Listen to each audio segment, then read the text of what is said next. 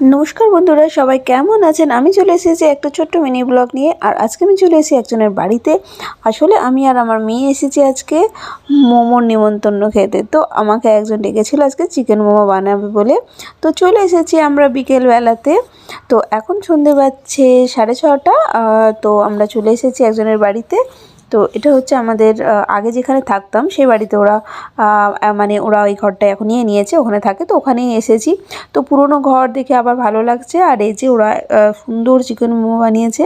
তো ওদের যে মেয়ে আছে, তো ও সব নিজে হাতে আমাদের জন্য বানিয়েছে, দেখে খুব ভালো লাগছে।